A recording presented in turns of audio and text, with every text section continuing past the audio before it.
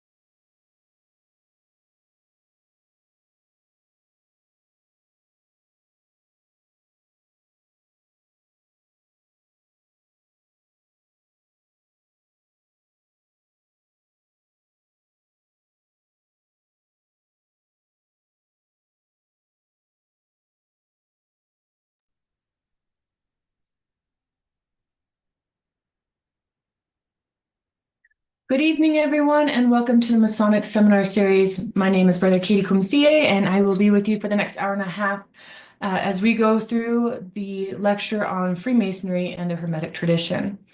So, as always, there's a little bit of housekeeping things that we talk about at the beginning. First and foremost, I want to say thank you to Brother Patrick Alessandra and Brother Benjamin Hartle, who are here with me helping with the Masonic Seminar Series as we come in on Zoom, Twitter, Facebook, YouTube, all the various platforms. So thank you to them for assisting in this process. The Masonic Seminar Series is presented by Universal Co-Masonry, which is masonry for masonry for men and women. And we have been around for a very long time in the United States, and we hail back into continental Europe.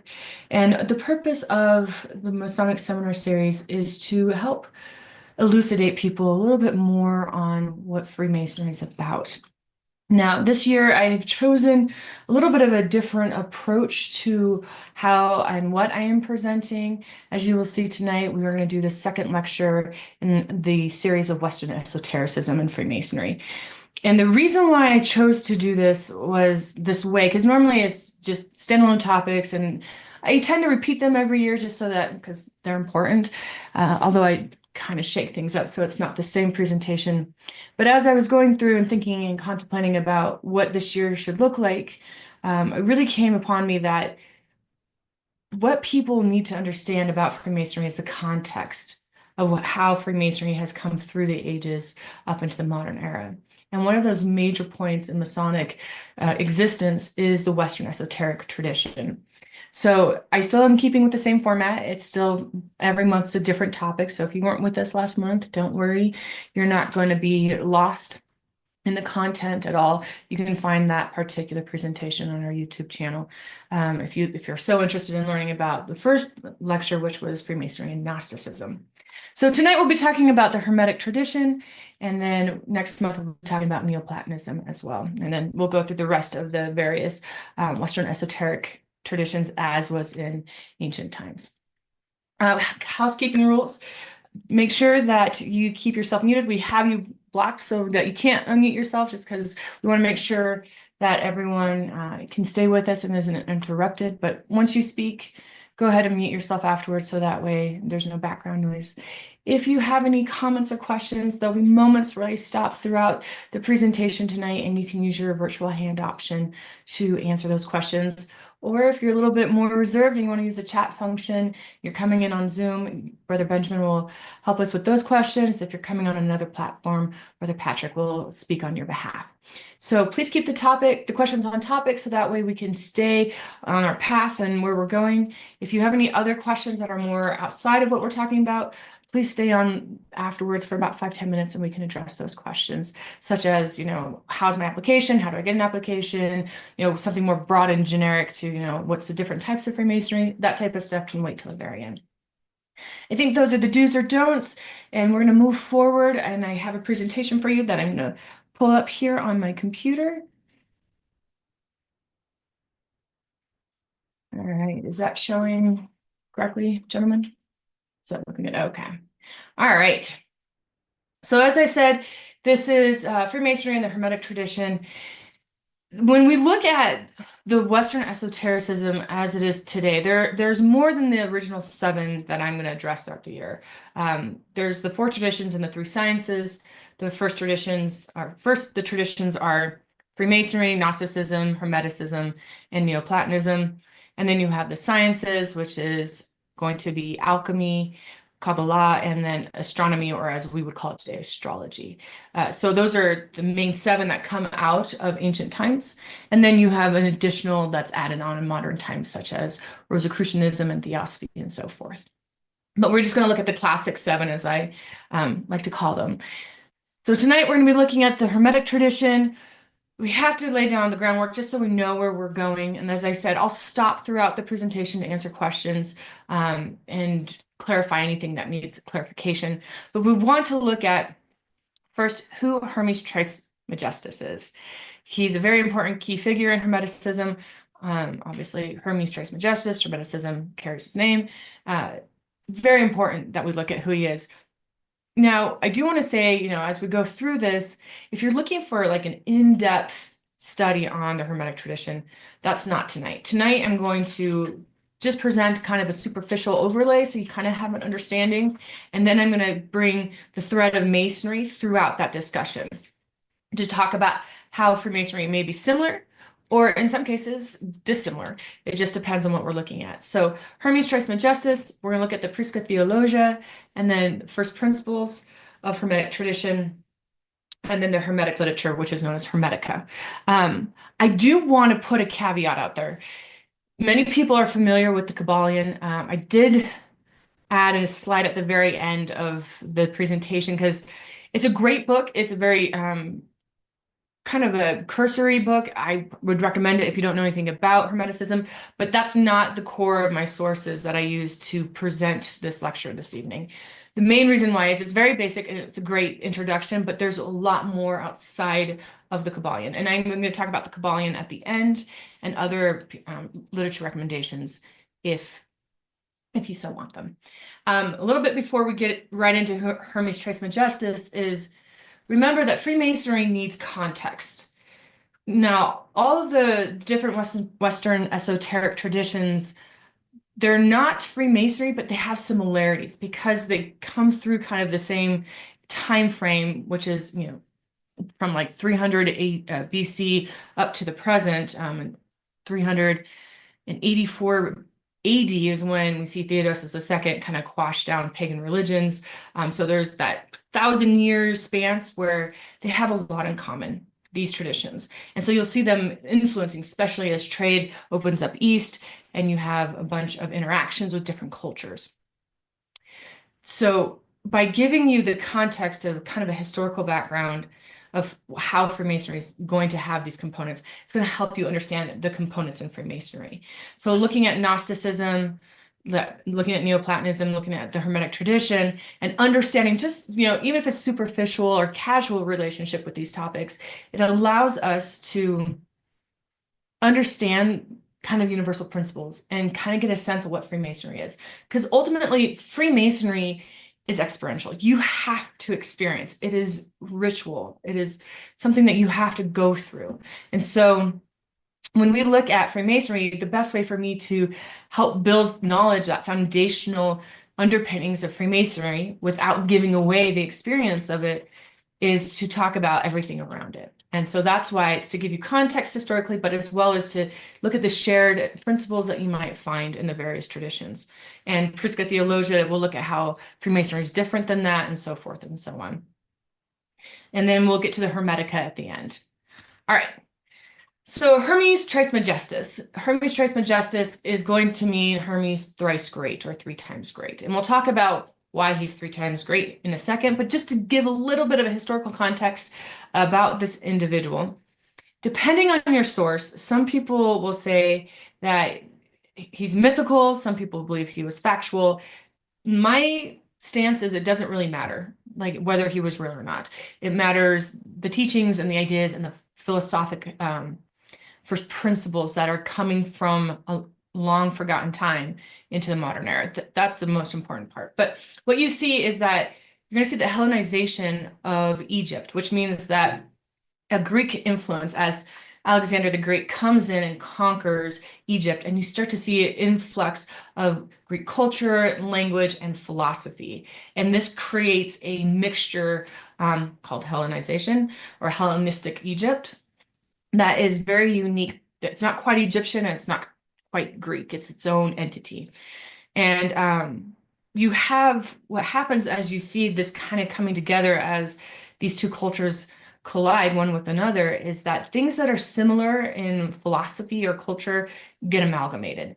So the Egyptian god Thoth and the Greek god Hermes were very similar in who they represented. And so like wisdom, writing, both were messengers to the gods between, God and the gods and humanity. So as Egypt became Hellenized, you started to see these two gods become one entity. And some people think that Hermes thrice great or Hermes Trismegistus, that he was maybe an actual person, whether he is or not. Like I already said, I don't know. but he became one. These two gods became one, and that's where you get Hermes Trismegistus. And you also have a Roman impact, which is Mercury, but that's Mercury is going to be your Hermes, and therefore you see that kind of brings together. And it wasn't just that particular god that, Zeus and Ammon also got brought together. It was a bunch of different things that came. So Hermes Trismegistus was great in alchemy, theurgy, and philosophy. That's why he's thrice great, or three times great. For those who are not familiar with alchemy, alchemy is one of the Western esoteric sciences, and it has to do with changing the base substrate of an individual into its divine self. Oftentimes you'll hear base metals such as lead coming into gold. Theurgy is ceremonial magic, and I don't remember where I read it, but I just came upon another way of saying theurgy that I really liked. It was saying ritual with working with the divine. So it's divine ritual. That's what makes it very different than a habit. A habit is something you just do. There's no discussion about, or inclusion of something sacred. And then I think philosophy speaks for itself. So Thoth, or Hermes Trismegistus, was three times great in both of these places, or all three of these places. And he was seen back in antiquity as the greatest teacher in all three realms, heaven, earth, and the underworld. And he had a very important message. He was considered a messenger of divine revelation. And we'll talk about what that divine revelation is here in a second.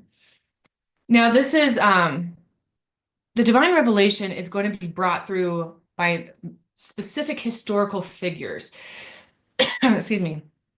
Now, depending on what tradition you believe, Hermes Trismegistus was the beginning of that historical succession. It's very similar to apostolic, succession, that one passes it on to the other.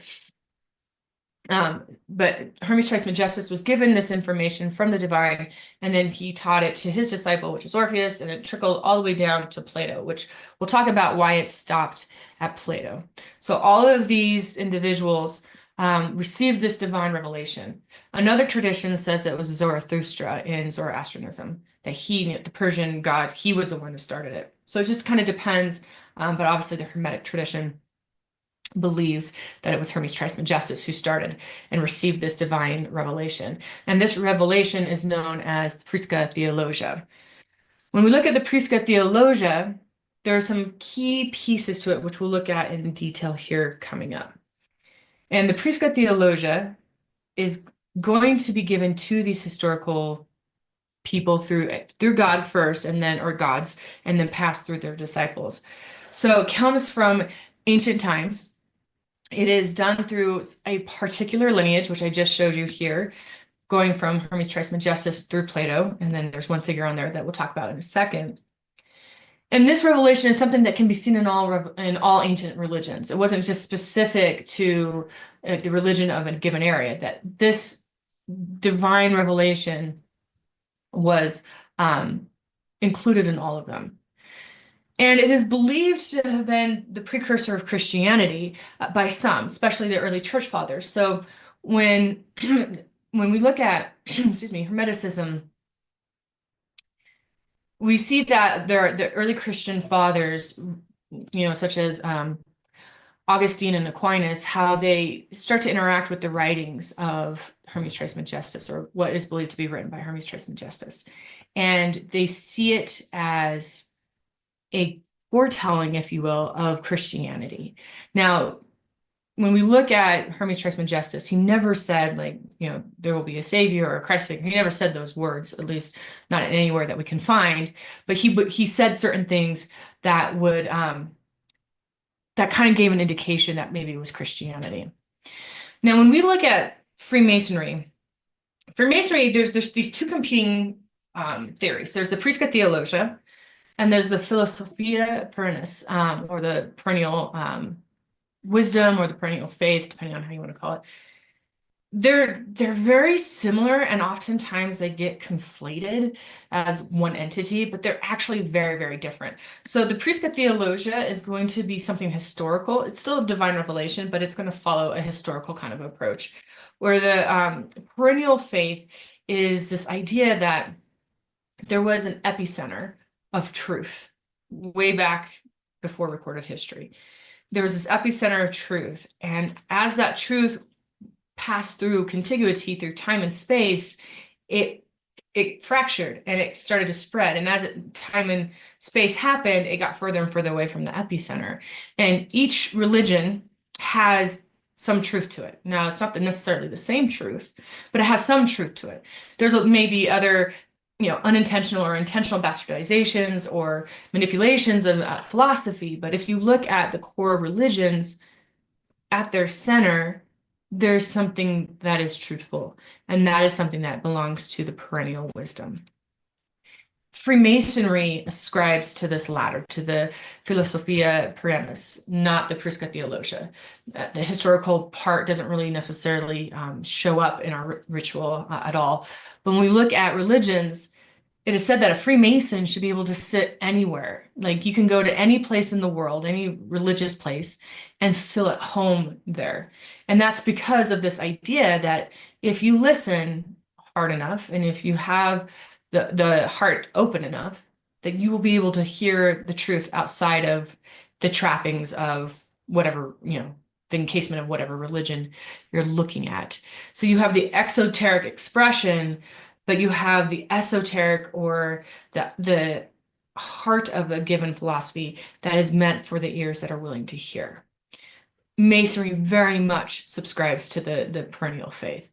This is why in Universal Co-Masonry, we're able to sit with anyone in lodge that, that is a different tradition of faith or religion. It doesn't matter, because I can go sit in their church, temple, mosque, synagogue, or whatever their house of worship may be, and feel at peace, even though they may be saying something that's very foreign to me. Likewise, they can do the same if they were to come with me to my spiritual or religious tradition. So this is where you see Hermeticism and Freemasonry kind of just move a little bit apart. Hermeticism is very much based on Hermes Trismegistus. Freemasonry doesn't necessarily have like prophets or popes, but there are important figures throughout history that has helped elevate the consciousness of humanity. And I can't say like Freemasonry says, oh yes, Hermes Trismegistus is one of them, but I can't say he isn't. So it's kind of in this place where us as Freemasons kind of have to sit down with his work and process it and digest it and see if it's something that speaks to us or if it's something that doesn't. I'm going to stop here in about 1 to 2 seconds to give you the floor open to see if there's any questions or comments. But before I do that, this is why when we look at one of the requirements to become a Freemason with Universal Co-Masonry is you have to believe in something higher than yourself. You can't be a neo-atheist, meaning that you don't believe in anything above you. There's nothing higher than yourself. And the reason is if you can't sit in a church or a spiritual tradition and try to hear what the universe is saying or the great architect is saying, then you're going to struggle with the rituals, because the rituals are spiritual mining operations. That sounds very sterile. That's probably not the best example, but it's a spiritual mining operation where you have to put yourself in such a consciousness that you are allowing yourself to go deep within not only yourself, but the ritual, and allow the two to speak. And if you have the obstacle of not believing in anything outside of yourself, then there's no common language that the two can share. So I want to stop here and see if there are any comments or questions. If you're coming in from Zoom, please raise your hand. And if you're on our other platforms, feel free to type your question in and Brother Patrick will express it.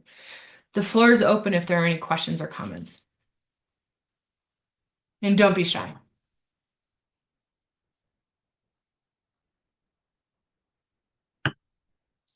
All right. Brother Patrick, is there any on the other ones? All right. We'll keep going then. All right. And I have to say that there's a lot of different images that you can go find that can represent this. I really liked how this was presented in this particular artwork, because not only is it creating almost a complete circle, so it shows kind of that point within a circle, but it shows that growth and maturity and how things move around, and it's not just this linear, progression outward. And so when we look at Freemasonry, when we look at the different traditions such as Gnosticism, Hermeticism, Neoplatonism, Theosophy, like all of those. If we can sit down and read it, it's kind of a comparative study on spiritual traditions, if you will. If you can sit down and start studying the various ones over your lifetime, you'll be able to start pulling out what they have in common. And that's a good place to start because that's telling you you can interpolate back into what was the truth? What is it that they have? And so with Freemasonry, it's not that there is a single truth that I'm going to tell you what it is. It's that there is a truth out there and you have to go find it. And it's not going to be done through self-serving. It's going to be done through promoting the benefit of others in, humanity, your community, and in effect benefiting yourself. Because by, if you help someone else, you can only be better if you're doing true service. So you have with Masonry provides you the tools to dig into these philosophies and say, okay, now I don't necessarily think that's true. I don't know. This particular part of the philosophy doesn't really feel right, but I'm going to read a bunch of other philosophies and then I'm going to do a comparative analysis, spiritually, emotionally, mentally, and see where I can find a commonality. And then a Mason will start to build, and it doesn't matter if we subscribe to an organized religion or not, we can build an understanding that then can be expressed in our actions. An example is, when people aren't getting along, whether it's on social media or, family or community, Masons should and tend to be the ones that bring people together because they can do abstraction. They can pull out the commonalities and try to find a solution or try to find a way to bring things together. I like to call that Masonic dialectics. That's not any particular name for it, but that's the one I give it, where you take different opposing sides and then you reconcile it into a solution that no one thought of. And that's what we're trying to do. And so we're given tools, spiritual, emotional, mental tools to help us do the spiritual mining, comparative analysis of all the different philosophies so that we can speak the language of other people. And I apologize if I've said this before, so if I'm repeating myself, forgive me. I remember I was working with one of our brothers in one of their degree studies, and this particular brother is very concrete. Can do abstraction just fine, but it's very much this is the way and this is how it's going to be, and really didn't speak to the side that seems to be more of a softer, more esoteric kind of speak, if you will.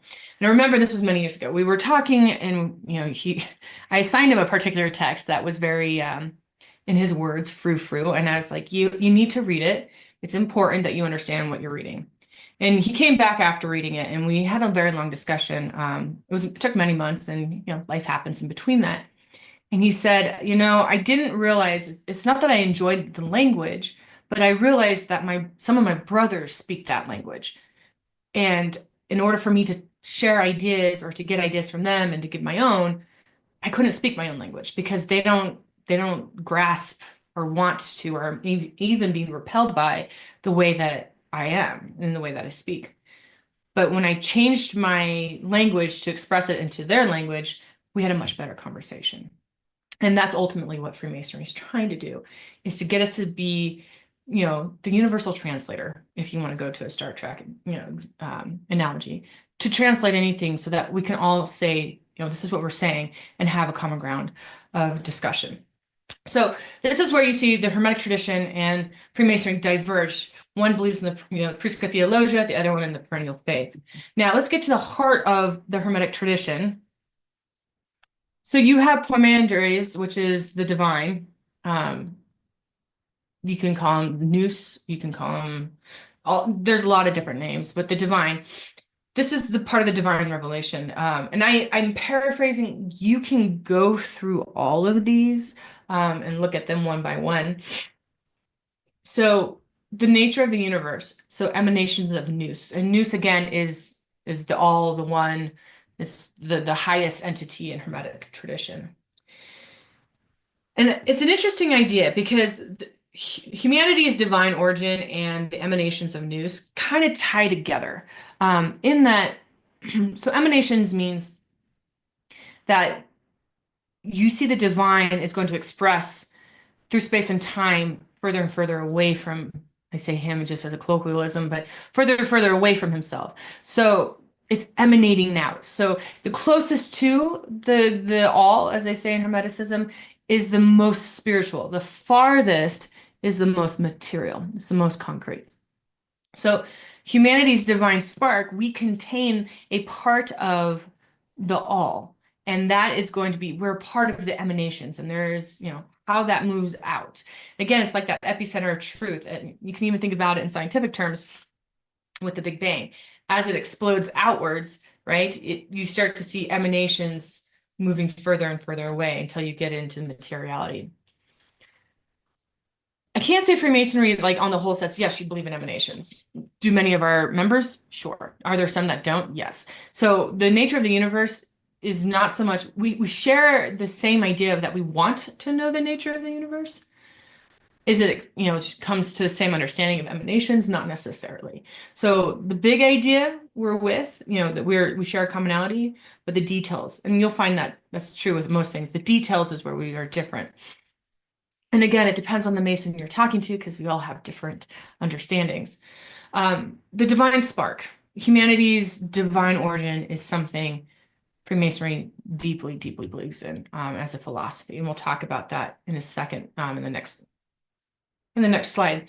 And that we want to ascend back to where we came from.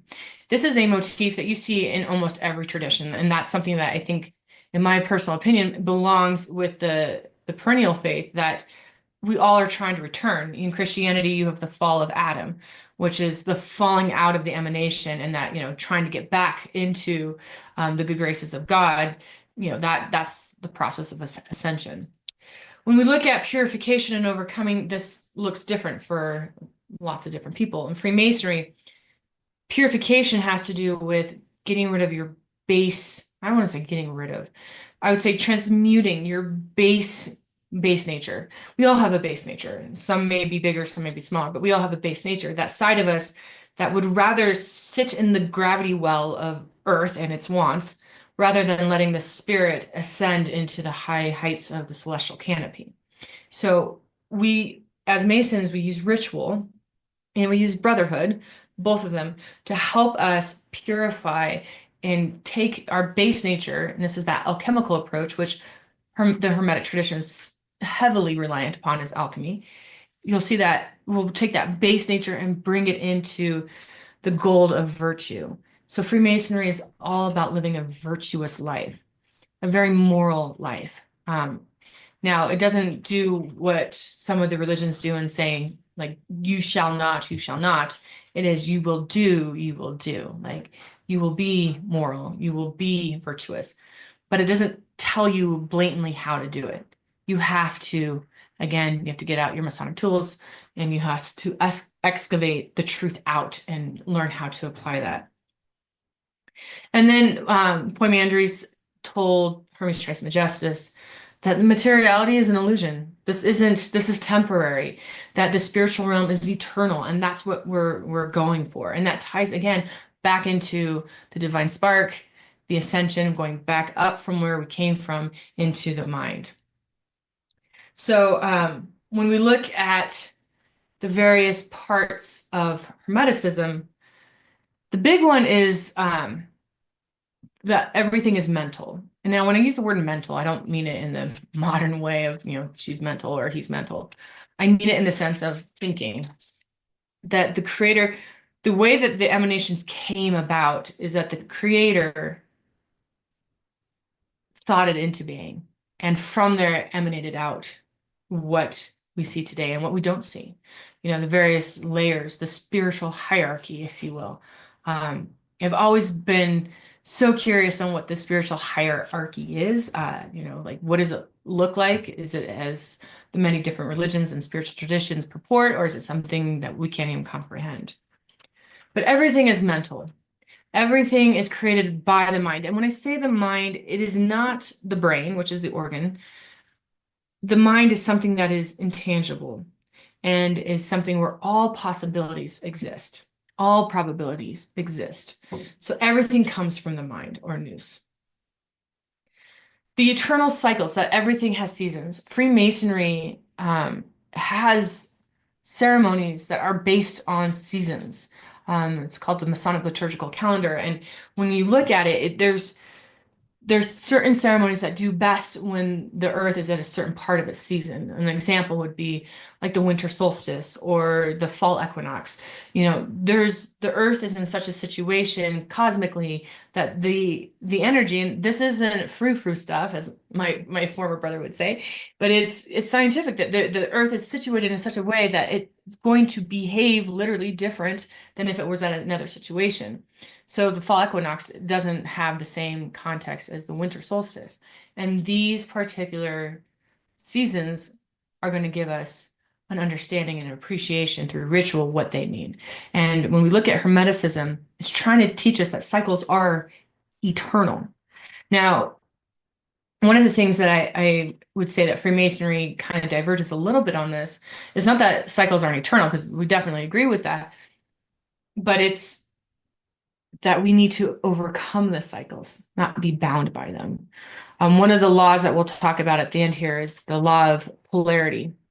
That there's polar opposites, or the law of rhythm. These are cycles, they're cyclic in nature, and the Mason is trying to learn how to transcend them. Some people are, who are not necessarily in the belief that Jesus walked on water, because that's just crazy. To me, if he did walk on water, it's not because he was defying physics, it's because he understood physics and he knew how to use it. And anyone like him that, has the capability to do things that are so impressive to us, that he uses physics, he uses science, I don't like using science as a word, but he uses the universal principles and uses them to his ability to do what he needs. So Freemasonry, we're trying to overcome the cycles. Now, let's make this a little personal without getting anecdotal. I don't want to get into, personal, like story time here. So you have something in your life that you constantly are struggling with. We all do. Look at the cycle of it. Like, there's certain things in our life that we have that are just constantly just coming back to us. And it's the universe's way of saying, you need to rise above it. You need to take care of it, or you need to recognize it and be able to move through it.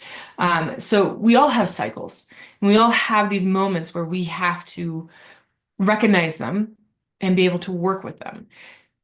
Our base nature, and this is where I diverge from Sigmund Freud. I don't necessarily agree with him that our shadow is something that we have to kind of root out, or ego, some people call it, root out and destroy. I'm more Jungian in my idea of, you have to take your base nature and you have to know what it is, and then you have to work with it. And that allows you to transcend the cycle and still let the cycle move through, but understanding its higher purpose.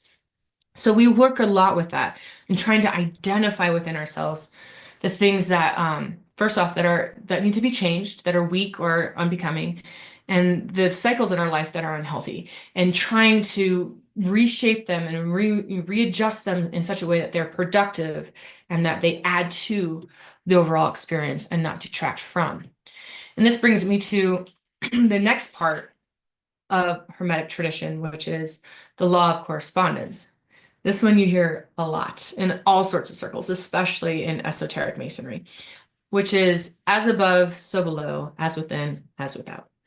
Meaning that Nous told Hermes thrice great that whatever's happening in the universe and in the cosmos is happening within yourself. We are the microcosmo, and that's the macrocosmo. And they're happening the same way. And what's happening inside of myself is often happening outside of myself, and vice versa. This is why people will say, if someone really aggravates you, they're like, oh, they're just reflecting what you're putting out, which is not always true, but it can be that whatever's coming in is coming out, and whatever's coming out is going to be taken in. Now, Universal Co-Masonry talks a lot about, it's not even Universal Co-Masonry, it's just Masonic ritual. Look to nature. Nature, it seems static. It's not. It's very dynamic, and it has its mood swings and its cycles and whatnot. But if you look to nature, it is the best example of trying to understand the law of correspondence. From the great celestial planets and suns to the protons, hadrons, and quarks, and everything in between, everything has similarity because it is an emanation of the all. It is out of the mind of the creator. And so we see that if we can look to nature, if I can, even the nature of other people, like if you do a lot of people watching, which I highly recommend, if you watch people and it's not necessarily to judge like in a negative fashion, though you can judge and be like, I wouldn't do that. It's to understand why they do what they do. Like if you sit back and you look at a problem that is bothering you, and if you sit back and you watch it from a 30,000-foot view, you're able to see things more clearly. And then you can take what you see above and then you can apply it below. This is something that's very important. And in Freemasonry, you will see that the law of correspondence is very important in understanding. And the best way to understand it is you have to watch it in action.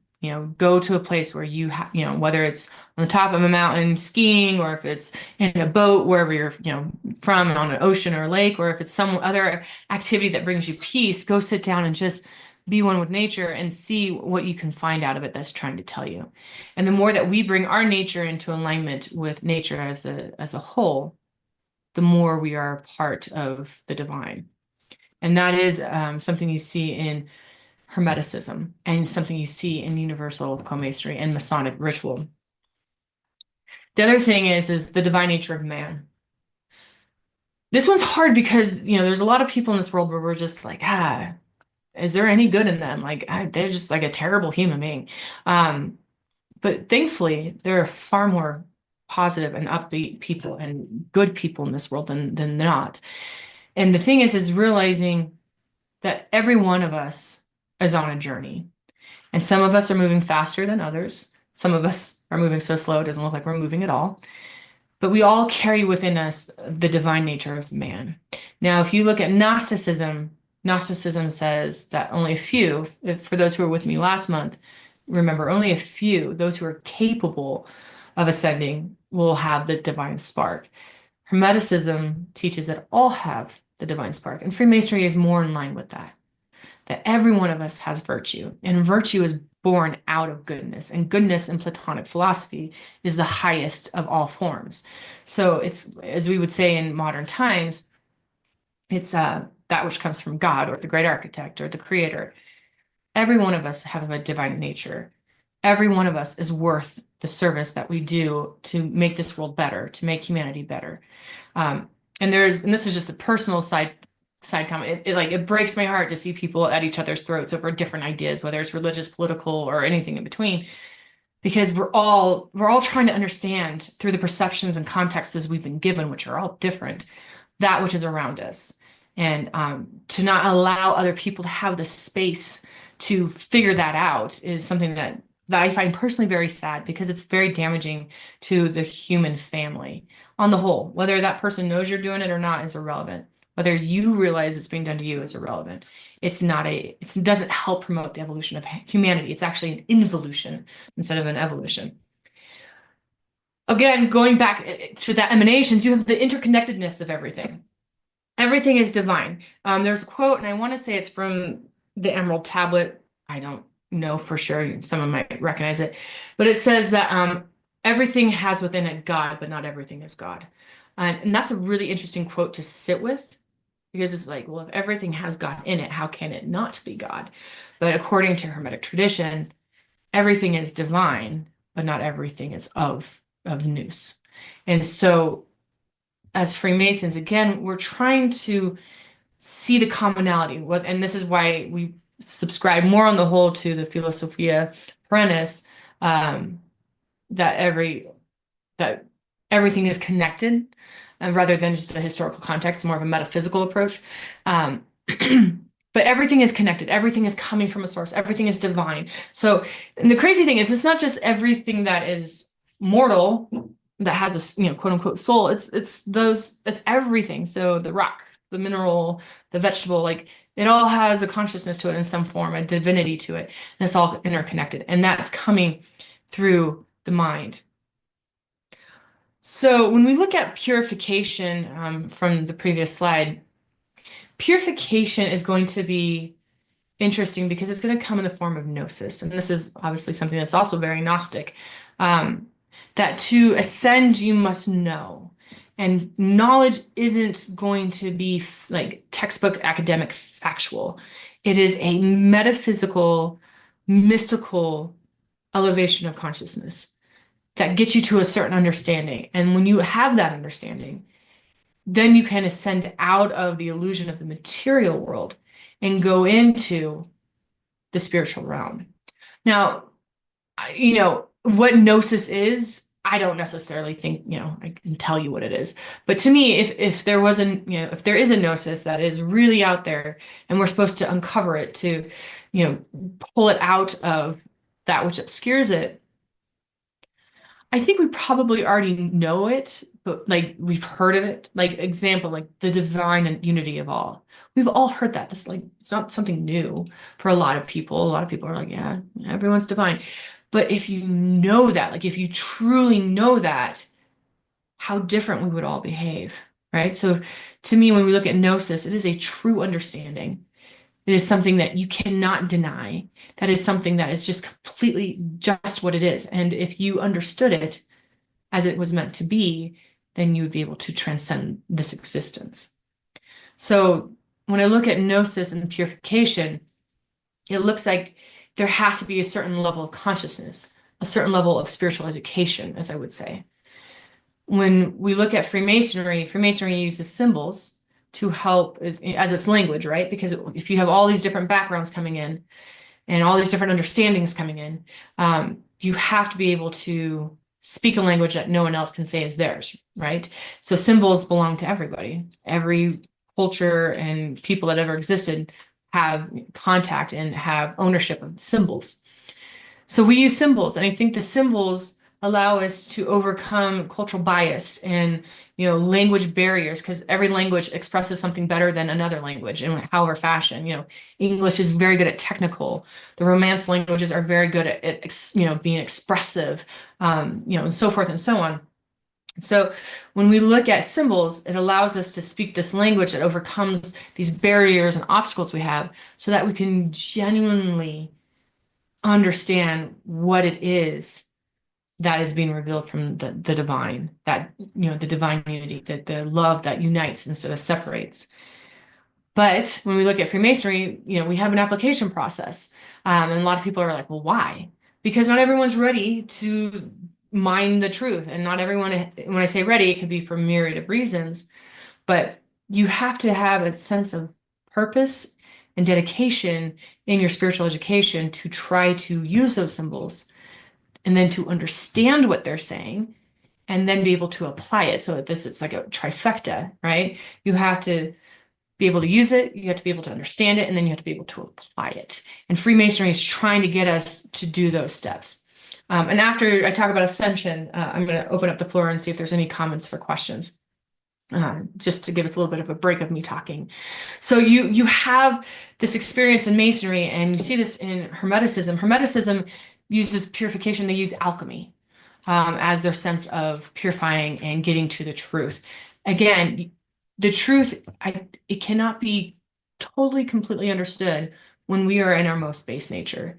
What blocks us from understanding gnosis or achieving gnosis is the gravity of our base nature. It's that which pulls us back to the center of the earth. And so if we can purify that in the sense of the Hermetic traditions, if we use alchemy, if we can use alchemy and we overcome and bring the substrate, that, prima materia, and resculpt it and bring it through the process and get it into the philosopher's stone, then we can have true understanding. And by having true understanding, then we can ascend out of materiality and return through the emanations back into the divine.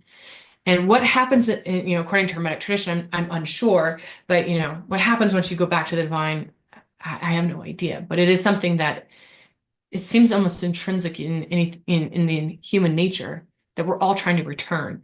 Again, it may be at a slow pace, or maybe as fast as possible. It's up to each individual to decide, but we're all trying to return. We're not happy when we're living a life that doesn't speak of virtue. And there's some people who may accept it, that they're living a life that is, of vice. That doesn't mean they're happy in it. And there's a very different understanding of that. So I want to stop here. I've talked for a little bit. We'll continue on in a minute and see if there's any comments or questions.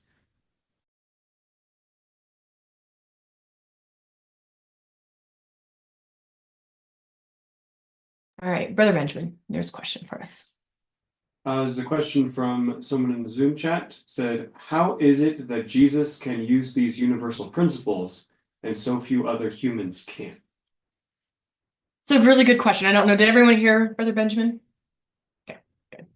I mean, I can give you my personal opinion. I'm sure other people have a different understanding. I think, I'm going to give a little bit of a kind of a science explanation to kind of springboard off into my spiritual, if I'm allowed to do that, use science for the metaphysical. So there's two types of evolution. There's punctuated and there's gradual. Gradual is what we're most accustomed to, right? You just constantly, just keep chugging along to get to the final perfection of whatever species it is. Punctuated is that you have points where you jump in evolution, and then it takes time to acclimate, so it plateaus out, and then it jumps again, and then it plateaus, and it's like a stair step on the way up to, again, the pinnacle of evolution.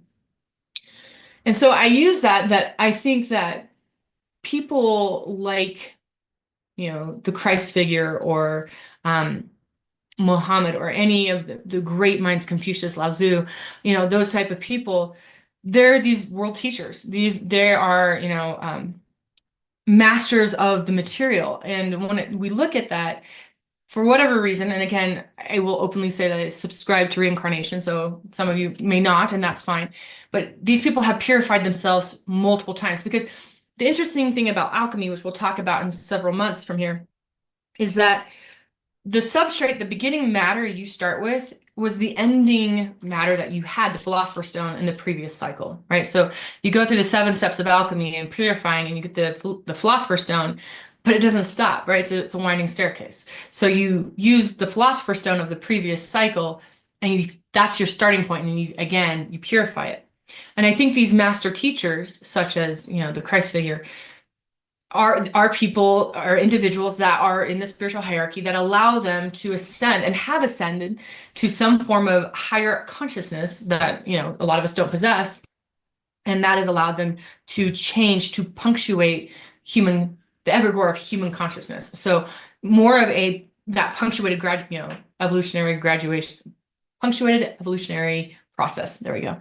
So that's my personal opinion. Now, whether that's, Masonry speaking, I wouldn't say that's necessarily Masonic, but I have come to understand that through Masonry. I would kind of tie that in. They're just individuals that have kind of the Bodhisattvic vow, where they have ascended the ladder of Jacob and got to the top, and they, the powers above, whatever they may be, is like, do you want to go back and help humanity? And they said, yes, thank the heavens they did. They come back down and they help us. So you'll see moments in human collective consciousness that are moments when our consciousness elevates, and then we acclimate to it. So for the last 2,000 years, at least in the Western hemisphere, you see Christianity. And not that there's not Christianity around the world, but we know it's more prevalent in the Western countries. You'll see that we've been sitting with it for 2,000 years, and perhaps something else will come. Someone else will come, and it will punctuate it further, and it will be another 2,000 years if you believe in the precession of the equinoxes and the ages of the earth and that possibility. So I hope that answered your question. That's my personal opinion. Ask me next month. I might have something updated on it or change something, because I'm always reevaluating what I think. Let's go to Marcus. You have your hand raised. I was just curious if there were any differences between writings of people like Thoth and writings of people like Hermes, and then like the Roman equivalent. Thank you. You're welcome. That is a great question, and I will be very honest, Marcus, I do not know the answer, so I don't want to, falsely answer your question. But I would say that the only thing that comes to us, like we'll talk about Asclepius, which is a part of the Hermetica, that has never been lost through time. That's something that has been around since Thoth. Now, the writings of Hermes, I've not necessarily heard of any. That doesn't mean they don't exist. And how are they different? I don't know. That's a great question, and I'm going to definitely look at it this month as I delve more into Hermeticism. But I have not heard of either Hermes or Mercury having any surviving writings. I've only heard of Thoth, or in this case, Hermes Trismegistus. So wonderful question. JW. Sorry, I just clicked off his hand. I have I guess a multiplicitous question. Your last answer evoked my question on did Toth author the Book of Breathings, and how does that relate to Masonic understanding? I'm not familiar with that book, so I can't answer that question. I'm 0 for 2 now. I'm not familiar. I haven't even heard of that book. So again, that's my own limitation. I can't answer that question. Okay, the other parts of my question is archons, as we see in the Hermetica.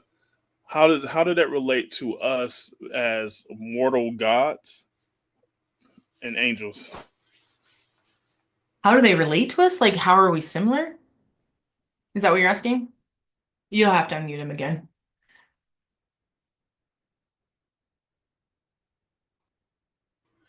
Like, what are archons? Am I right for saying that they're angels? And what is our relationship to them? Because in my readings it said that we are equal, but we are somewhat superior because of our material experience.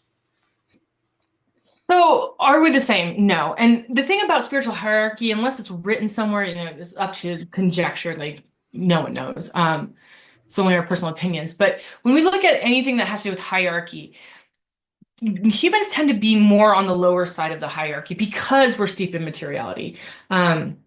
And so when we look at are we the same as them? Not necessarily. They're their own class of entities, for lack of a better word. In Gnosticism, we see that you have the aeons, which are going to be demigods that are half man, half human in the sense of their characteristics. And so are they like this? In some ways, but because we're steeped in materiality, which is considered the most base form of the emanations, because just by the mere fact that we are in this material world, we're going to see that there is a difference between them. So they're going to be in their own classification. Patrick, are there any questions before we get to George? There are a few, actually. Let's do a couple from those platforms, and then we'll jump to George. So first, Awareness asks on YouTube, would you say Freemasonry is a living bank of wisdom, preserving and transmitting valuable traditions and principles? Yes, absolutely. Freemasonry is a repository. Like, it's amazing to sit in lodge with a whole bunch of different people of all different perceptions and be able to genuinely have a conversation with them. And we have workshops here, which are like conventions, 3 times a year, the different degrees that depending on what you have is when you come. And there's times we're sitting here at our guest house, which is kind of like the common area. We're sitting around round tables, and you have not only different ideas and different perspectives coming to the table, you have different languages. Like there's brothers that speak Portuguese, and brothers that Spanish and French and Croatian and Filipino, the different languages that are out there. And we all understand each other, even though we may not share a common language. And it's because Freemasonry uses symbols to help us to interact and to kind of have that fusion of understanding. And through the fusion of understanding other people, we can better understand the ancient wisdom that is contained within Freemasonry. Freemasonry, we are custodians of ancient wisdom, and our job is to protect it. It's not necessarily for me to have it and possess it and to give it to you as, something that you're supposed to, swallow and accept as a truth. It's to save it for the next generation. We often talk about, we build for a future that has not yet been realized. And that's in the positive way. It's an affirmation, that we'll never see the fruits of our outcome ever. But that doesn't mean that we're not willing to preserve what we have so that whoever needs it down the road can have it. And thank the light that we did, because people in the past saved it for you and I. And you and I will save it for the people that we'll never meet, and so forth and so on. So, Brother Patrick, let's do another question, and we'll get to George. So Shuma asks on YouTube, does living a righteous life and possessing a righteous mind for a Freemason have influence on the Masonic process of purification? I mean, how can it not? Because if you don't have your mind in a place of understanding, you can't purify yourself.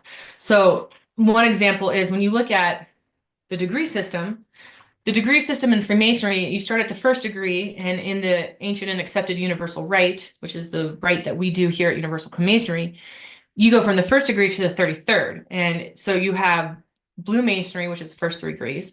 You have English Masonry, which is the Mark, the Royal Ark Mariner, the Holy Royal Arch of Jerusalem. And then you go into the Scottish 14th to the 33rd, right? So you have all these degrees that you do. Each degree is a process of purification.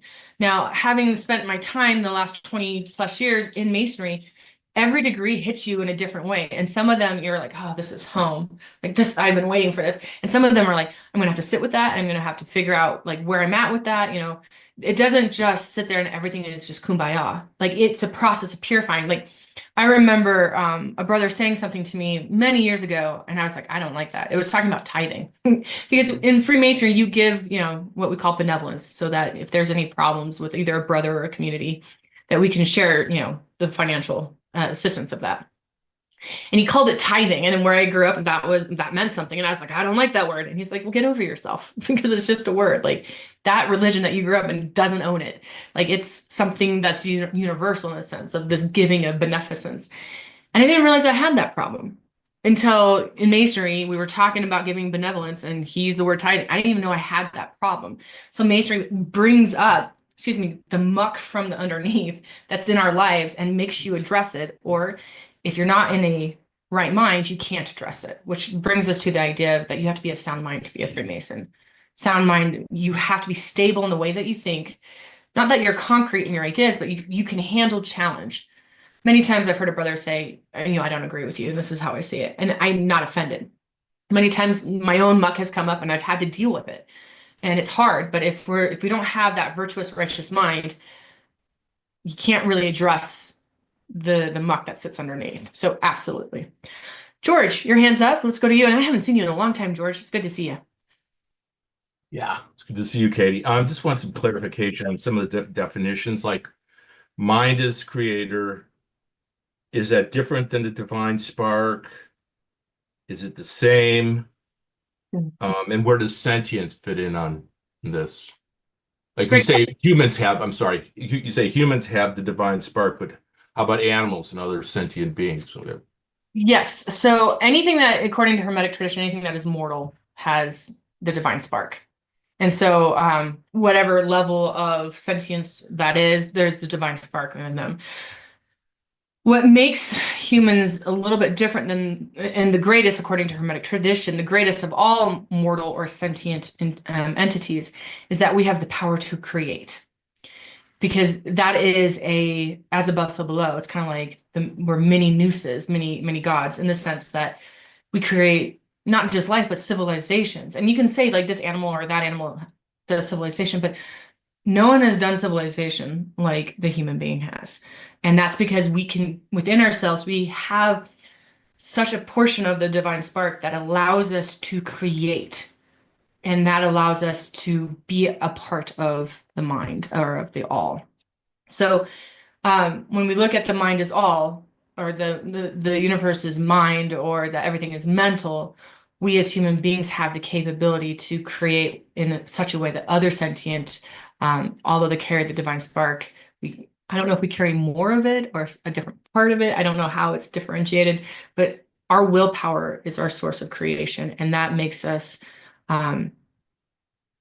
much different than the rest of the animal kingdom and anything else that may have the divine spark that we're not aware of. Did I answer your question, George? Can you unmute him, please?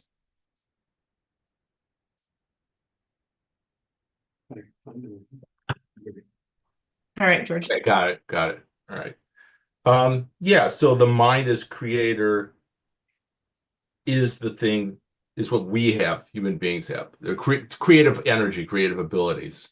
Right? And that separates us from the rest of sentient beings. But that sentience, is that then, could you say, the divine spark? I would say that yes, that would count, because you're looking at everything emanating out of the mind. So everything is of God, but not everything is God. And I think right there you see an example of, you know, you have the divine spark, but you can't create like he does, or, you know, the gods do, or however you want to put it. So what makes the difference in sentientism? All things that are sentient have the divine spark. But is all, you know, everything that has a divine spark sentient? I don't know the answer to that question. I think that's something to sit with, because it's a very interesting way. Is it, unidirectional or is it bidirectional? So all things sentient have the divine spark, but is all things that have the divine spark sentient? I don't know. So is the divine spark like, could we say it's just awareness? I mean, I think you could define it a lot of different ways. In Hermetic tradition, it comes from the creator. It is a piece of the creator in a sense. But I think, in Freemasonry, you'll see it. We'll all define it differently. There, you, me, and the two other brothers in the room, like we'd have 5 different definitions out of the 4 of us. So I think it's really up to each one of us to understand what that means and how it impacts us. But in Hermeticism, it's coming from specifically the divine. Thank you. You're welcome. Is there any more questions before we get to Billy? There were a few in the Zoom chat, but I told them to send them to Brother Benjamin. Okay. Billy, you have your hand raised.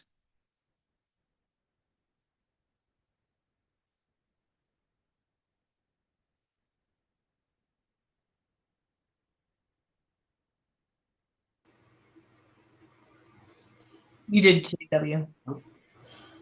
Hold on, JW. We're going to get to Billy really quick. Oh, there you go, Billy. There we go.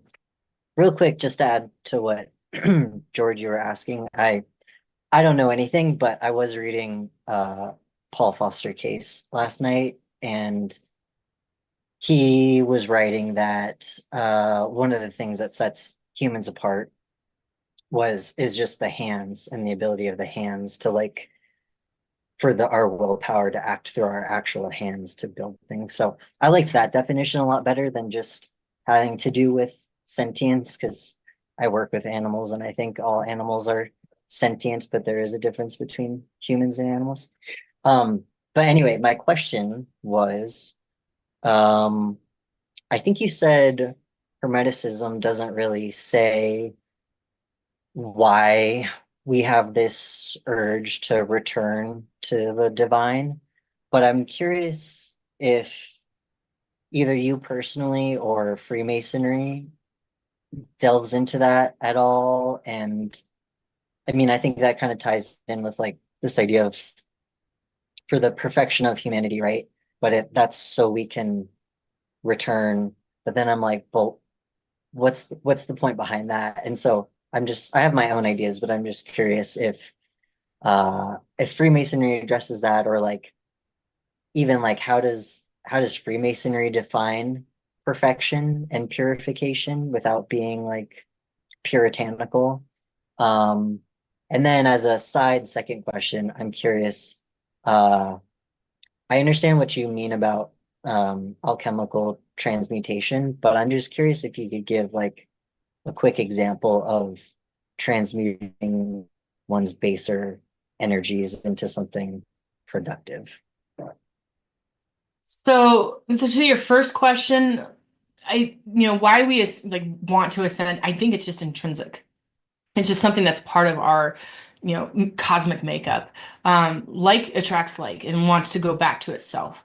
And so if we're made up, even if you were using Carl Sagan's comment that we're all made of stardust, we all want to return to the stars at some point. Look at man, we're trying to get out of our own Earth and our own planet to go into the sky. And we want to go back to where we came from. So why it's there, I don't know, but I think it's something that's intrinsic. And I think it's intrinsic because every person has it. Now, whether they act on it again is really up to the free agency of existence. But it's to go back to what, what are we going to do after this? I mean, I don't know. You have to get there. And I think when people have life after death, not life after death experience, what are they called? Out of body experiences. That's what I'm looking for. Or they're near death experiences and stuff like that, that they're touching something that may possibly give it an answer, or at least a more context to why we do that. In regards to purification in Freemasonry, there isn't necessarily a set definition. That's the tricky part in Masonry. Everything is very, you have to excavate it yourself, and you use your brothers to help you along the way. But ultimately, it's your experience. This is why you'll never see a Masonic ceremony done online. We'll never initiate someone online, or we'll never do it by proxy. Some of their orders do. You have to go through your own ceremony physically, because it helps elevate your consciousness from what you were before you went through it. It sets you apart. It's a marking of sorts. And with each ceremony, you're purifying yourself. You're getting rid of that part of you that's keeping you back from ascending upward. It's the base nature crushes the Apollonian spirit, and Apollonian spirit means to go up into the sun and try to reach the sun. It's a Greek term. And if you look at our nature is the base nature is the material form trying to hold the spiritual back. So when we look at purification is going to be done differently from brother to brother, although all of us realize that we're working on getting, to become our best version of ourselves. Perfecting humanity looks different from brother to brother. This is my way of helping humanity do what it needs to do, is just put information out there and allow people to consume it as they wish. Another brother is going to be different, and so forth and so on. But we're all working towards the same goal, that humanity needs to be perfected. To your final point about an example of taking something base and turning it into something strong, take fear. We all have a fear. It just expresses differently. And I will openly admit I am near phobic of spiders. They make me want to pass out. Even talking about them makes me a little woozy. But everyone's like, fear of flying, or, fear of the ocean, or whatever it is. We all have a fear. And if we, instead of running away from that fear, and we take it and we transmute it into courage, the fear never goes away. Like, if you don't actively keep working on it, it'll go back to what it was. But if you take that fear and you approach it and you try to hit it head on, it practices courage. And fear is being transmuted into courage. And it lessens that fear, and it lessens its hold. And it starts to make you stronger in a positive way than in a negative way. So fear, and there's a bunch of different examples. I'm sure someone can give a better example than I. But if you take something that such as fear, and you work very hard on it to address the issue face on, then you can incorporate it into your being. And then you can allow yourself to work off the positivity of that. So, and again, this is a mundane answer, but it's like, I look at a spider and I will sit there and I will look at him for a long time, because the first thing I want to do is run away. I don't want to kill him because I don't like killing anything, but it's like, do you have to live in my house? Like, can you find somewhere? Can you just please find the door and leave? Because I can't touch you. I can't get near you, but I will sit there and stare at it, trying to address my fear inside. It's not that I'm actually seeing the spider. It's the fact that I'm looking at something I'm afraid of. And if we do that within our nature, such as our childhood, our relationships, our behavior, if we look at those and we start to take out what is base, we can look at it and then we can make it something better. It's like taking clay and making a beautiful pot by the end. It's still the same material. It's just being used differently. All right, we're going to go to JW and then we're going to move on. Oh, JW and then Benjamin. Could you define, you mentioned earlier how good is the highest attainment of, I don't know what you said, but what is, and that's why I'm asking this question, what is your definition of goodness? Well, I will fall back on a Platonist definition, which is it's the state of being good. And good, you can sit there and say there's good and evil, but good is the highest principles of all forms. So that which is good and demonstrates goodness, or it demonstrates aspects of good, is going to be in the process of being good. When you don't have goodness, that's the absence of it. So you can't necessarily say like goodness is following the 10 Commandments. Maybe it is. Goodness is following the Torah. Goodness, those may be the Noahide law. Like, it could be all of those things. And maybe it's none of those things. But when we look at goodness, this is where, if we're sitting with nature and we're looking to nature and we watch it, we can understand how to be it. Goodness isn't necessarily in this term, is a moral judgment, though that it does exist in moral and ethical discussions. But goodness is being in line with the universe. That's probably the most succinct way to put it, is being in line with the cosmos. It's being in line with the all, whatever that is defined as. And looking at it and say, am I running in a harmonious stride with that, the great plan of nature? And if I don't say yes, then I am not following the nest of the good. I'm not being good. And it depends on what it is. It's not always just like smooth sailing. Sometimes it's very convoluted. But if we look at it and we try to resonate ourselves with humanity, or with nature, we can better serve humanity. So it is that which is in resonance with nature. Benjamin, and then we'll move forward. So a question from Maria. Am I understanding that how one evolves in Masonry is through understanding the truth? How does that reconcile with keeping our egos in check? Because when you understand the truth, it becomes incommunicable. You can't sell it to anyone. You can't give it to anyone. You can't use it for self-propagation, because once you've learned something and to go back to JW's comment, there's a goodness to it. You allow other people to learn it, which is putting your ego aside, right? Because if I'm like, oh, I want Brother Benjamin and Brother Patrick to learn this, I'm going to teach it. It falls on deaf ears. It's like, that's why epiphanies never can be communicated. It's like, oh my gosh, I had this epiphany, and you tell, your significant other or friend, and they're like, and it just goes flat. You can't share those moments, those synchronistic moments, those epiphanical moments with other people, and that doesn't allow you to feed your ego.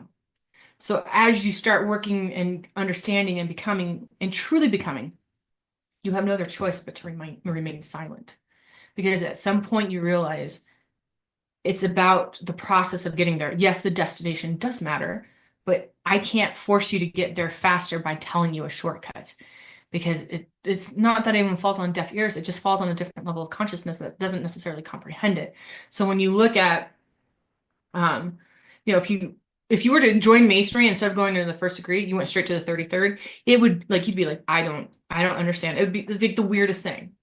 It'd just be weird because you have no context. You haven't the consciousness to comprehend the lessons that are built in that, because it's meant for someone who's gone through 33 degrees to get there, or however many degrees it takes. But everyone can come in on the first degree with whatever consciousness they have, and they can either really grok it, or they can come to understand it, or they completely are like, I don't get it, and leave. But ultimately, you check your ego because you keep your mouth shut, because you realize even if you wanted to, you couldn't actually convey the truth. That is something that is meant for each individual. JW, I'm going to hold off on you because we need to get moving forward. So my apologies, but we're going to press on. I'm always worried I don't have enough material, and then I always have too much, which is a good thing to have. We talked about alchemy. I have a love of alchemy, and I'll save that again for down the road, because it's such a vast system, and there's so many different types of alchemy. And obviously, when we're talking about alchemy here, we're talking about Western alchemy, as it goes with the Western Esoteric Tradition. But you can't get to the divine, you cannot get to the all if you don't purify yourself, if you don't transmute, taking that which is not worthy to something that is. You can't get there. So for all of us who think that I'm just going to keep doing the same thing I've been doing for the last 60 years, and hopefully it'll get me to where I want, like that sense of apathy and laziness will never get you there. You have to actively be on top of yourself. And in Masonry, especially Universal Co-Masonry, we're very much applied in our philosophy. What we learn, we try to apply it. Daring to be silent. That doesn't mean just be silent in every single situation, because there are moments when you should speak up. But to Maria's question, like, how do you check your ego? You learn to be silent first. You learn that your opinion isn't necessarily wanted or needed, or it doesn't add. And maybe it will down the road, or maybe you need to learn something, because just by keep talking, you'll never hear anything. So you have to start with what we are, accept what we are, again, a very Jungian approach, and then integrate it into who we are so that we can be that full process. Because remember, the divine spark is in materiality for a reason. We have to figure that out. Like, there's a reason. Original sin, when I use that, I'm taking it completely out of the Christian context and I'm putting it as just a blank statement. The original sin is man falling from his creator, in whatever story format you want. But there was a reason why we did it. There's something in materiality that the divine spark needed in order to return back to it changed. So we have to figure out what that is. And for whoever's going to ask me what I think that is, don't ask me, because I don't know. Like, I'm constantly in the process of trying to figure out, why is it that we had to fall from on high? Like, what is it that brought us back down into materiality? There's something there that the soul, the spirit, the divine spark, whatever you want to call it, needs, that can't get in the higher emanations. It only can get it in the lowest. We talked a little bit with George on this about man's creative force expressed through willpower. We create the way we live. There a long time ago there was the Secret that came out. I don't some like type of kind of new age thing. It's a very old thing where we create what we want. So be very careful what you ask the divine for, right? The cosmos. You're going to get it in a way you don't imagine. But we have the capability to create. And an example I have given in the past, and I'll give it again, is, I was thinking many, many months ago how the world was, the world is just so tough and everyone's just not happy and everyone's miserable. And, it was a very E-word kind of perspective. And I went to lunch with one of my friends and she's just sat down. She's like, man, there's just so many good people in this world. Like life is good. And I was like, man, she's right. I'm wrong because I'm allowing the negative energies to affect my perception. I create what I see. And if I don't like what I see, then I need to change the way that I express my creating force. And it's not to just be, Pollyanna and have rose-colored glasses. It's to see things for as they are and truly see them as they are, and not what we might think they might be or what we perceive them to be, to actually know what they are, which means what we consume in regards to information has to be vetted. We can't just open our head, unzipper it, open it up and allow people to shove stuff in there and then say that's the truth and that's the way things are. We have a willpower. Humans are amazing. We have a willpower that can create anything. And that's just a small modicum of what the creator, the all can create. And if we can do just a small piece of that, how different our reality is. We can see the future that's not yet built. And again, Ascension brings us back to the source. All right, so those are the kind of the main, again, a very glossy view of Hermetic tradition. Again, Freemasonry shares a lot of it. There's some things that we don't, like the Prisca Theologia, we're definitely very different on. But a lot of the same underpinnings you'll see. You'll often hear, I think I heard it so many times before I sat down and read as above, so below, the law of correspondence. But it takes a certain type of mind to understand law of correspondence. And in Masonry, we're training not just our physical mind, but our spiritual mind, our spiritual intellect to really grasp that abstraction, the interpolation, the extrapolation that goes between the different spheres. So Hermetica, we're going to talk about literature for a second, and this is a good kind of wrap up because we're almost out of time. The Hermetica is a overall term for all literature that was written or assigned to Hermes Trismegistus. There's 3 of them. The most famous is the Emerald Tablet. Now, the Emerald Tablet, again, is accredited to Thoth and Hermes Trismegistus was writing it. But where it came from, we don't know. It's actually it didn't survive. The origin, like the original, didn't survive. It was Ficino in the Renaissance in the 1500s, late 1400s, who translated it into Latin, and that's what survived. And so that's what we understand it. But we do know that it shows up around this 8th century in Arabic literature. You will find that our brothers in the various Arabic countries, their history has a lot to do with Western esoteric tradition. Like salt, sulfur, and mercury in alchemy comes from an Arabic influence, Geber, if you will. Like there's so much that comes out of them that we can't just be like, oh, it's just strictly Greco-Roman and a little bit Egyptian. There's definitely a lot of Arabic influence. The other thing that the Emerald Tablet, wasn't really cloaked in green. They don't know if it was an actual emerald or if that's just the name that came down. They don't really know, they being the scholars. But the things that the Emerald Tablet talks about is the source. Where did everything come from? Again, the law of correspondence, which is probably the most used law in Hermetic, and the one that's most recited. The power of transformation, again, through alchemy, ascension, the great work, and the completion of the work. Freemasonry loves the great work, and we're always trying to complete it. We'll never complete it, but we're trying to. And the great work is that, again, is getting us out of our basic instinct and moving us into spiritual maturation. That is the great work. And not just as an individual, but as a collective whole. And so the completion of that work is obviously the Philosopher's Stone. That you'll find in the Emerald Tablet. I have picked up the translated version from Latin into English.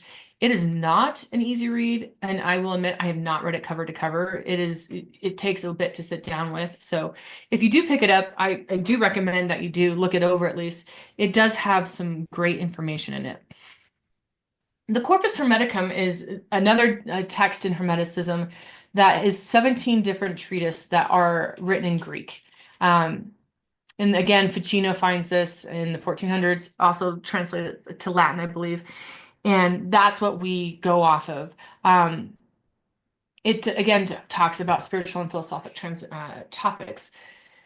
You'll see that with the Renaissance, not only did the Greco-Roman ideas of the seven liberal arts and sciences come in, you actually see a birthing of, or rebirth, hence Renaissance, a rebirth of Hermeticism through Ficino and the likes of, and Giordano Bruno and whatnot. Like you'll see that they pick it up and they're the ones that propagate it so that we have it today. It's not just coming straight from Thoth or Hermes Trismegistus. And you'll see that the Corpus Hermeticum is something that is extremely influential in various different places. Alchemy, theosophy, whatnot.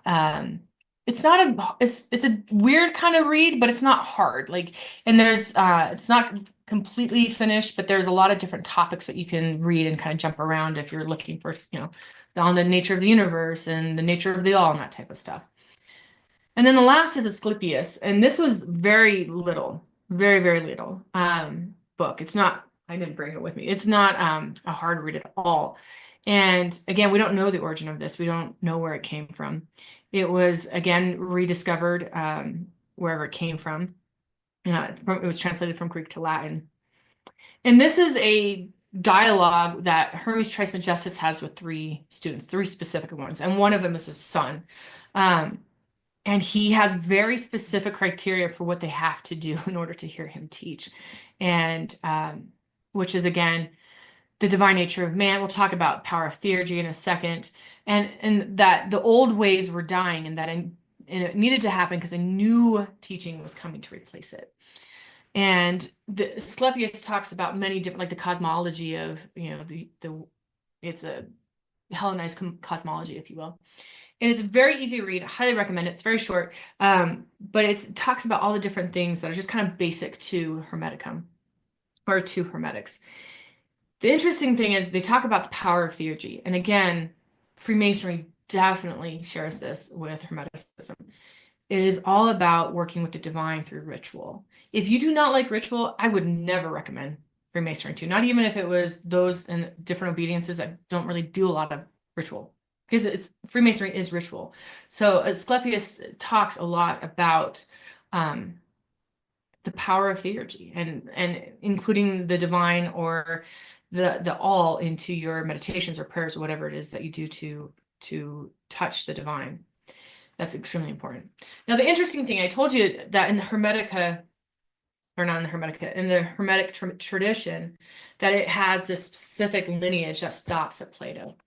And the reason why it stops with Plato is because, and this is an extrapolation, that many of people believed that the next figure in that lineage was Jesus Christ.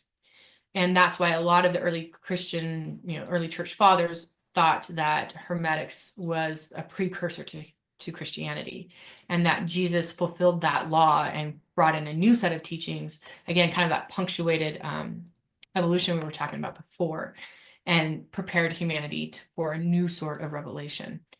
That's shared like Clement, Aquinas, and Augustine, and a bunch of other writers as well. But, in Freemasonry, there are degrees that are Christian, but you don't have to be a Christian to do them. Like it has to do with the history of humanity and looking at the different philosophies. So if you're like, man, I'm not a Christian, I don't know if I can join.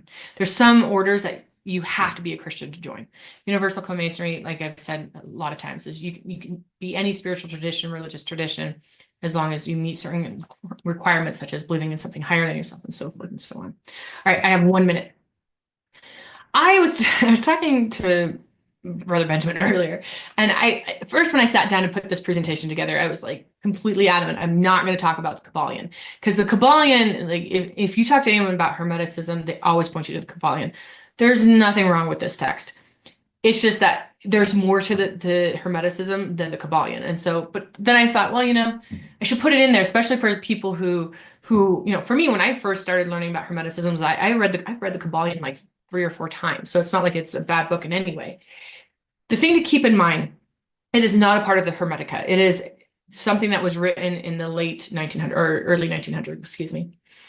And it was a pseudonym for the 3 initiates. They think that it was, another gentleman, but we don't know. How the Kabbalion was created is that the author sat down and read the Hermetica, and specifically the Emerald Tablet, and excavated out 7 different principles that he thought the Hermetica, or in this case, the Emerald Tablet, was talking about. And he put them into very specific principles: the law of mentalism, the principle of correspondence, vibration, gender, rhythm, polarity, cause, and effect. Now, the one thing I will say, especially with our current political landscape, and I'm not talking about Republican or Democrat, I'm just talking about, the discussion about gender and whatnot. When you look at esotericism, there are specific genders that play a part in creation. And that's what that principle of gender is talking about. It's the alchemical marriage of the Red King, White Queen. And so it's talking about esoteric principles and what governs the universe, the underpinnings, the first principles, that polarity, like goodness. We were talking about goodness. The opposite of goodness isn't badness, it's the lack of goodness. It's the lack of being good. That's polarity. Cause and effect, that's the cycles, the never-ending cycles. So if you haven't read the Kabbalion, you should read it. But just know that there's a lot more to it that you can go through and sit with. And I remember I still have the book. When I sat down with it, I fought a lot with it because I like to fight with philosophy. And I look at my notes every time I read it the next time, and it was like, I don't agree with this. Well, maybe not this. And then I was like, oh, no, I actually now agree with that. And, so I came to my own understanding on it. And I recommend that it becomes a living document for you as well. There is the Hermetic Tradition and Giordano Bruno by Francis Yates, who is one of my favorite historians. I recommend that book. I'm still working through it. It's kind of a tome, but it's a really, really good book. Her book on the Rosicrucian Enlightenment is also really good. Godric Clark wrote on the Western Esoteric Tradition, also very good books. All of these will help give you kind of this understanding if you want to go that route. Hermeticism may not speak to you, and that's fine. There's Gnosticism and Platonism and Neoplatonism and whatnot that we can look at as we go. So this is the presentation I have for you. I hope you were able to get something out of it that was good and impactful. Remember that Freemasonry has similarities, but whatever I'm presenting isn't Freemasonry. Freemasonry is itself.